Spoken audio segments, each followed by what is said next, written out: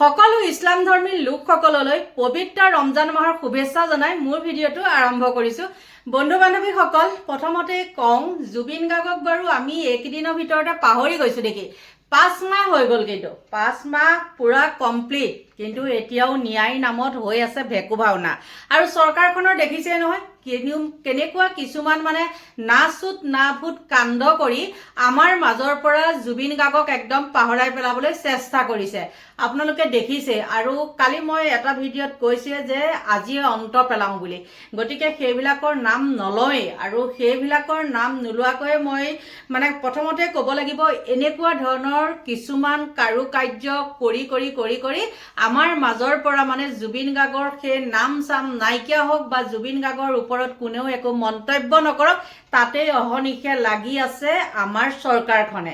এতিয়া কথাটো হ'ল, অকল জুবিনৰ ভগ্নী আৰু জুবিনৰ পত্নী তেওঁলোকৰ বাদে আৰু কোনেও একো এটা নিলিখা হ'ল। আজি ইমান বিচাৰিলোঁ, বিচাৰি বিচাৰি বিচাৰি বিচাৰি গৈ গৈ গৈ গৈ কি হ'লগৈ জানেনে? মাত্ৰ নিতুমণি শইকীয়াৰ অলপ বক্তব্য পালোঁ, আৰু বহুত ভাল লাগিছে।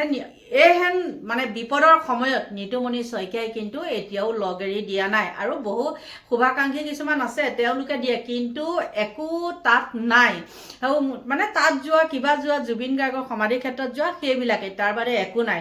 আৰু আজিৰ পৰা অলপ দিনৰ আগলৈকে জুবিনৰ পত্নী আৰু জুবিনৰ ভগ্নীয়ে তেওঁলোকে খুব চৰকাৰৰ ওপৰত আস্থা ৰাখি আছিলে, নহয়নে? ন্যায়ালয়ৰ ওপৰত আস্থা আছে, বিশ্বাস আছে, চৰকাৰৰ ওপৰতো আছে, মন্ত্ৰী মানে পুলিচ প্ৰশাসনেও তেওঁলোকক বহুত সহায় কৰিছিলে, হয়নে নহয়? কিন্তু এতিয়া ক্ৰমান্বয়ে তেওঁলোকে নিজে নিজে গম পাইছে যে আমাৰ লগত তেওঁলোকে অন্যায় কৰি আছে, আৰু তাৰ সেইকাৰণে আচলতে তেওঁ পত্নীয়ে হওক বা ভগ্নীয়ে হওক কি কৰে, ফেচবুকত পোষ্ট দিয়ে, তাৰ বাদে তেওঁলোকৰ আৰু বেলেগ ৰাস্তা নাই। আৰু লগত যিখিনি সাংগু পাংগু আছিলে সেইখিনিও কিন্তু নাইকিয়া হৈ হৈ গৈ আছে। ক'ত ফেন ক্লাব, ক'ত কি ক্লাব, চব শেষ, নাই। আৰু এটা এইখিনিতে কওঁ, সেইদিনাখন যেতিয়া নেকি সেই বুলবুল হুছেইন নামৰ যুৱকজনে জুবিন সমাধি ক্ষেত্ৰৰ সেইখিনি ঠাই কেনেকুৱা এটা লেতেৰাময় পৰিস্থিতি হৈছিলে, সেই ভিডিঅ'টোৰ দ্বাৰা মানে বহুতখিনি চাফ চিকুণ হ'ল। সেইফালৰ পৰা বহুত বহুত ধন্যবাদ সেই বুলবুল হুছেইনক। আৰু আজি মই কোনোবা এজন মানে তাৰ এটা পৰিৱেশটো দেখাইছে, লাইভ আহিছিলে নে ভিডিঅ'য়ে বনাইছিলে নাজানো, কিন্তু বহুত পৰিষ্কাৰ দেখিছোঁ, আৰু সঁচাকৈ মনটো বহুত ভাল লাগিছে। আৰু যিহেতু মই আজি সেইফালে যাম, ভিডিঅ'টো বনাই থৈছোঁ যেতিয়া যামেই সেইফালে, পাৰিলে আপোনালোকক দেখাম শ্বৰ্ট ভিডিঅ' এটা, পাৰিলেহে দেখাম দেই, কাৰণ মই মোৰ নিজৰ ব্যক্তিগত গাড়ী লৈ নাযাওঁ, মই যাম এতিয়া টেকাৰতহে। গতিকে টেকাৰ মানে জানে এইবিলাক মেজিক, আৰু তাত গ'লেতো জানেই ন, তেনেকৈ মানে ৰখিবলৈ কৰিবলৈও নহয়, আৰু তাত কোনোবা নামিলেহে ধৰক মোক ৰাখি দিব, হয়নে নহয়? গতিকে মই তাত যামেই, তাত যাম মানে মোৰ ঘৰত যাম মই, তাৰ পৰা অকণমান আগলৈ, আৰু কাম চলিব, গতিকে মানে লেবাৰ চেবাৰ লৈ যাম ন, আৰু অলপ প্ৰব্লেম হ'ব, পাৰিলে দেখাম, নোৱাৰিলে নেদেখাম। কিন্তু মই আপোনালোকক ক'লোঁ বহুত চাফ চিকুণ, তথাপিও মই চেষ্টা কৰিম দেখাবৰ কাৰণে দেই। বন্ধু বান্ধৱীসকল, যিয়ে নহওক সেইখিনি কথা বাদ দিছোঁ, বৰ লেকচাৰ মাৰি দিওঁ নহয়নে? এতিয়া কথাটো হ'ল, সেই ভগ্নীয়ে, জুবিনৰ ভগ্নীয়ে তেওঁ ইতিমধ্যে লিখিছে যে অনতিপলমে বিশেষ আদালতৰ এখন আমাক লাগে বুলি তেওঁ লিখিছে, আৰু লিখিছে তেওঁ সঁচাকৈ কিন্তু বহুত দুখ লাগিছিলে কিয় মানে বহুত কথা আছে দেই। বিশেষ আদালত এখন আমাক লাগে, ইনকামিং ইলেকশ্যনৰ আগতেই লাগে, ইলেকশ্যন আহি আছে এতিয়াতো, আপোনালোকে আকৌ মই কৈছোঁ দেখিছেই নহয় ইলেকশ্যনৰ কি হাৱা লগাইছে। গতিকে এইবিলাকৰ কাৰণে জুবিন গাৰ্গে আমাৰ ন্যায় পাব বুলি আপোনালোকে ভাবে নেকি? এনেকুৱা কিছুমান ইলেকশ্যনৰ আগে আগে না চুট না ভূত কাণ্ড কৰাই আমাৰ মাজৰ পৰা বা আমাৰ মনৰ পৰা জুবিন গাৰ্গক নোহোৱা কৰিবলৈ অহৰ্নিশে চেষ্টা কৰি আছে এইখন চৰকাৰে, আৰু তেওঁলোকে এতিয়া বুজি উঠিছে। বুজি উঠাৰ কাৰণে তেওঁলোক দুয়োগৰাকীলৈকৈ মোৰ ফালৰ পৰা বহুত বহুত ধন্যবাদ দিছোঁ। আৰু এইখিনি কথা মই এতিয়া নহয়, আগতেই কৈছিলোঁ যে তেওঁলোকে অকল আস্থা আছে, বিশ্বাস আছে, তাতেই তেওঁলোকে সীমাবদ্ধ থাকিব লাগিব, আৰু তেওঁলোক কেতিয়াও ন্যায় নাপায় কৈ আছিলোঁ। কিন্তু তেওঁ আৰু লিখিছে, অনতিপলমে কি ক'লে এডভোকেটৰ মানে হেৰি কৰিব দিছে, বহাবলৈ দিছে। আমি কোনো কাৰণতে মানি ল'ব নোৱাৰোঁ এই অৱজ্ঞা সমগ্ৰ অসমবাসীৰ বাবে দুৰ্ঘোৰ অপমান। জুবিন গাৰ্গৰ হত্যাকাৰী কেইজনৰ উপযুক্ত শাস্তিৰ বাবে আমি আৰু কিমান মানে অপেক্ষা কৰিব লাগিব। একে সৰু সৰুকৈ মই কাৰোবাৰ এটা পোষ্টতহে মই পাইছোঁ দেই, তেনেকৈ সেইখিনি লিখিছে। গতিকে তেওঁলোকে নিজে ভাবকচোন কিমান মানে মানসিক যন্ত্ৰণাত ছটফটাই আছে নহয়নে? আৰু তেওঁলোকৰ ওচৰৰ পৰা এতিয়া প্ৰায়খিনি মানুহ নাইকিয়া হৈ গৈছে। কাৰণ কি জানে? ব্যক্তি স্বাৰ্থ আৰু নিজৰ স্বাৰ্থৰ কাৰণেহে তেওঁলোকৰ ওচৰত আছিলে, আৰু স্বাৰ্থ পূৰণ হ'ল।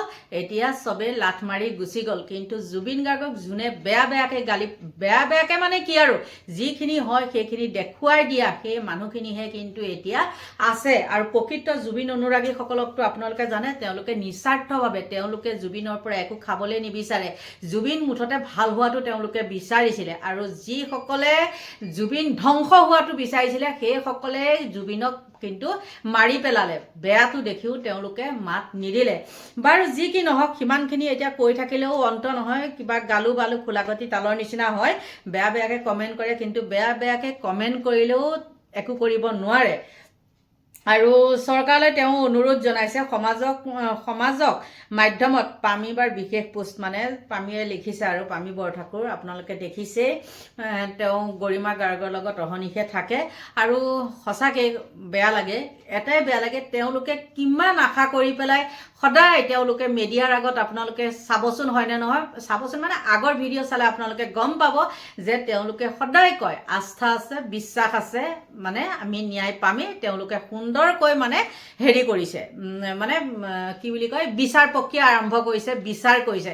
কিন্তু এতিয়া তেওঁলোকেই ক'বলৈ বাধ্য হৈছে যে তেওঁলোকে ভবাৰ দৰে নাই হোৱা, একেবাৰে লেহেমীয়া গতিত হৈছে। আৰু এজন তাত লাগি থকা এডভোকেটে কৈছে যে এনেকৈ বিচাৰ প্ৰক্ৰিয়া মানে চলিবলৈ গ'লে আমাক 20 বছৰ লাগিব, আৰু আমি বাৰু 20 বছৰ জীয়াই থাকিম জানো? কেতিয়াওতো নাথাকোঁ। গতিকে এইখিনি, আৰু ইয়াৰ পৰা কিবা আশা কৰিব পাৰিনে? কিন্তু নিতুমণি শইকীয়াক মই ধন্যবাদ দিছোঁ।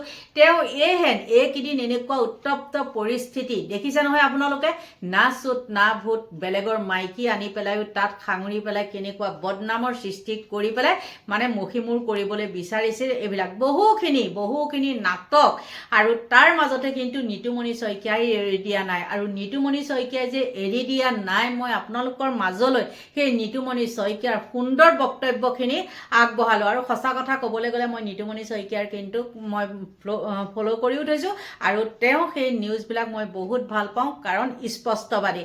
আৰু স্পষ্টবাদী মানুহৰ কিন্তু আকৌ মৰণটো বেছি, গম পাইছেনে? বাৰু মৰণ হওক কিবা হওক, ভগৱান আছে নহয় জানো? গতিকে বন্ধু বান্ধৱীসকল, আপোনালোকলৈ আগবঢ়াই দিলোঁ সেই নিতুমণি শইকীয়াৰ বক্তব্যখিনি। আজি প্ৰথম কথা হ'ল যে 19 ছেপ্টেম্বৰৰ পৰা আজি 19 ফেব্ৰুৱাৰী, সম্পূৰ্ণ 5টা মাহ অতিক্ৰম হ'ল। এই 5টা মাহত যদি আমি চাওঁ তেনেহ'লে দেখিম যে প্ৰথম যেতিয়া চাৰ্জশ্বিট দাখিল হৈছিল, 3 মাহৰ ভিতৰত চাৰ্জশ্বিট দাখিল কৰিম বুলি চৰকাৰে কৈ আছিল, SITয়ে কৈ আছিল যে আমি 3 মাহৰ ভিতৰত 90 দিনৰ ভিতৰত যিহেতু চাৰ্জশ্বিট দিব লাগে, আমি চাৰ্জশ্বিট 3 মাহৰ ভিতৰত যেনেকৈ হ'লেও দিম। অৰ্থাৎ জুবিন গাৰ্গৰ মৃত্যুৰ 19 ছেপ্টেম্বৰৰ পৰা আমি যদি চাওঁ তেনেহ'লে 18 ডিচেম্বৰৰ ভিতৰত চাৰ্জশ্বিট দিম বুলি কৈ সঁচাকৈ SITয়ে চাৰ্জশ্বিট দিছিল। আৰু সেই ডেটটো আছিল কেতিয়া? 12 ডিচেম্বৰ। 12 ডিচেম্বৰত চাৰ্জশ্বিট দিয়াৰ পিছত যেতিয়া প্ৰথম সেই আদালতত সেই চাৰ্জশ্বিট যেতিয়া উত্থাপন হৈছিল, সেই ডেটটো কেতিয়া আছিল? তাৰ 4 দিনৰ পিছত 16 ডিচেম্বৰত CJM আদালতত 16 ডিচেম্বৰত প্ৰথম চাৰ্জশ্বিট উত্থাপন কৰা হৈছিল।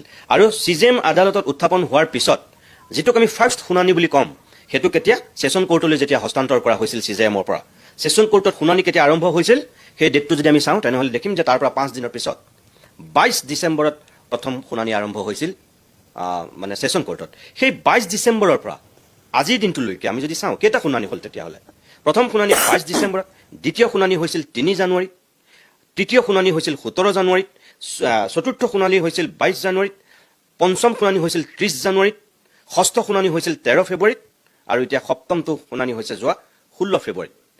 এই যে ইয়াৰ এই 7টা শুনানি হৈ গ'ল, এই 7টা শুনানিত মই অসমৰ দৰ্শকসকলক ক'ব বিচাৰোঁ, অসম চৰকাৰক মই ক'ব বিচাৰোঁ, এই 7টা শুনানিত আমি কি দেখিবলৈ পালোঁ?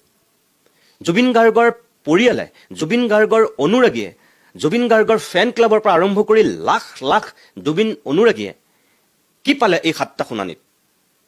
5 মাহ অতিক্ৰম কৰিছে। কিন্তু মুখ্যমন্ত্ৰী হিমন্ত বিশ্ব শৰ্মাই কৈছিল যে যদি জুবিনক আমি ন্যায় দিব নোৱাৰোঁ তেতিয়াহ'লে আমাক ভোট দিব নালাগে।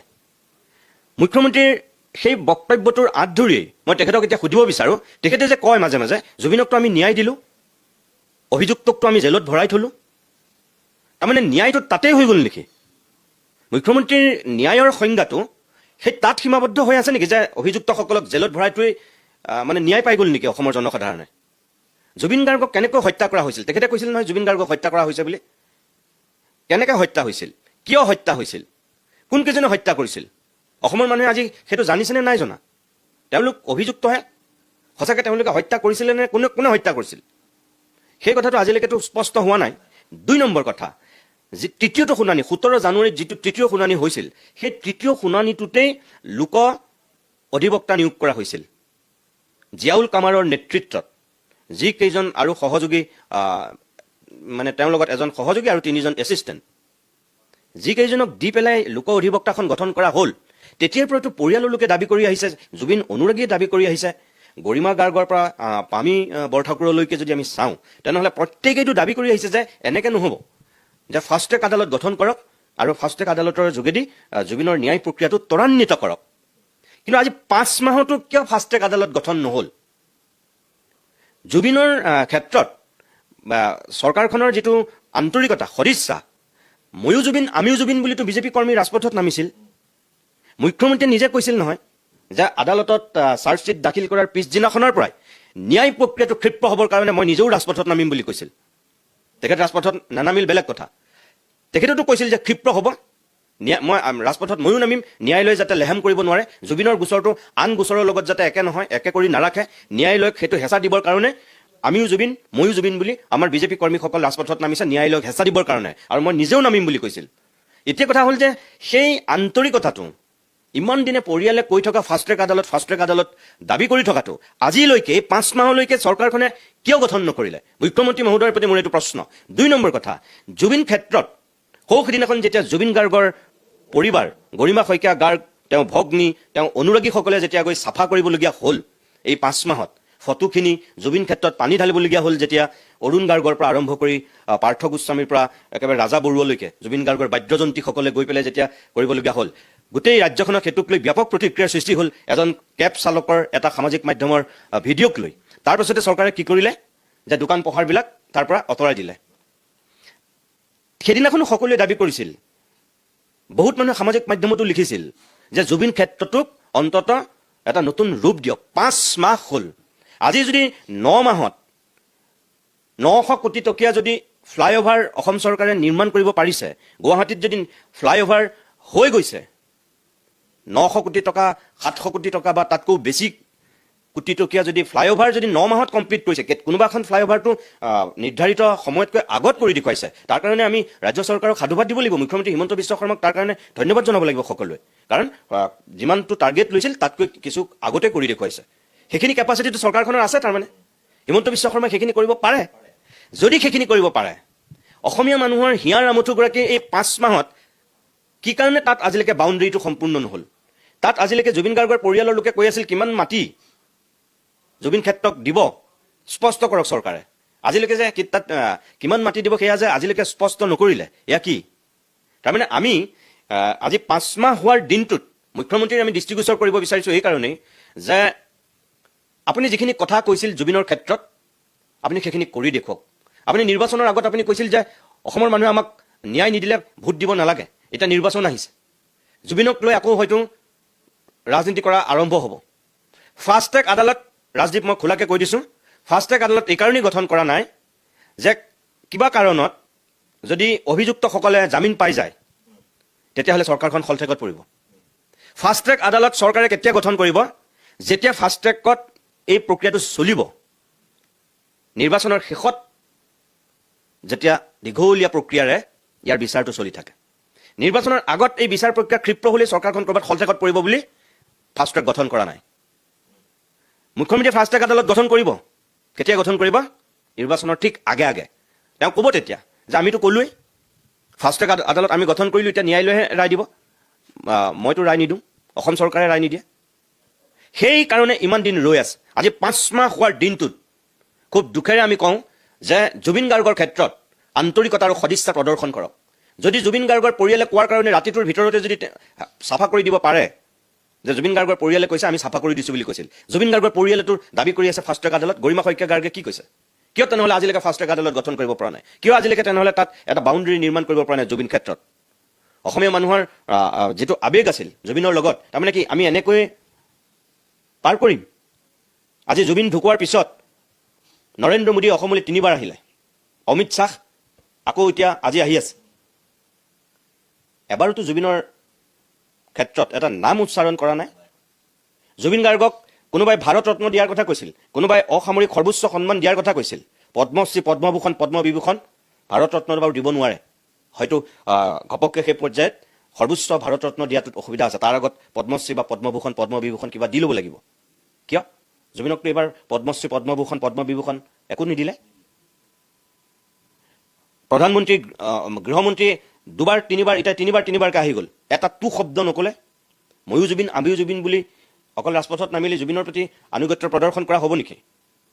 নহ'ব। সেইটো কাৰণে মুখ্যমন্ত্ৰীৰ প্ৰতি আমাৰ আহ্বান যে সঁচা আন্তৰিকতা প্ৰদৰ্শন কৰি আজি আপোনালোকৰ চৰকাৰৰ অন্তিমখন আজি বিধানসভাৰ অধিৱেশন শেষ হৈছে। এতিয়া নিৰ্বাচনৰ ইয়াত বিষয়াসকল মুখ্য নিৰ্বাচনী আয়ুক্তৰ পৰা আটাইকেইজন সদস্য, এই 5জনীয়া সদস্য অসমলৈ আহি উভতি গৈছে। কাইলৈ পৰহিলৈ নিৰ্বাচনৰ দিন ঘোষণা হ'ব, তাৰপিছত এই বিষয়টো তল পৰিব। তাৰমানে আমি এনেকৈ কি জুবিনৰ ন্যায় পাম? অসমৰ দৰ্শক, অসমৰ ৰাইজক মই এইটোৱে ক'ব বিচাৰিছোঁ যে জুবিন গাৰ্গৰ ক্ষেত্ৰত কি আমি এইখিনিয়ে বিচাৰিছিলোঁ নেকি? জুবিনৰ ন্যায়ৰ ক্ষেত্ৰত 5 মাহত এইখিনিকে আমি আশা কৰিছিলোঁ নেকি? চৰকাৰখনে এইখিনিয়ে জুবিনৰ ন্যায় দিলে নেকি? ইয়াতেই চৰকাৰৰ দায়িত্ব আৰু কৰ্তব্য শেষ হ'ল নেকি? অসমৰ ৰাইজে এইখিনি বিচাৰ কৰিব। সকলো বন্ধু বান্ধৱীয়ে চাগে নিতুমণি শইকীয়াৰ সেই সুন্দৰ বক্তব্যখিনি শুনিলে, নহয়নে? আৰু তেওঁ কোৱা প্ৰতিটো কথাই কিন্তু মিছা নহয়, একদম যুক্তিপূৰ্ণ কথা। গতিকে এইখিনিয়ে আছিলে ক'বলগীয়া, আৰু সকলোকে ভগৱানে ভালে কুশলে ৰাখক, তাকেই কামনা কৰি মোৰ ভিডিঅ'টো ইমানতে সামৰণি মাৰিছোঁ। Bye bye.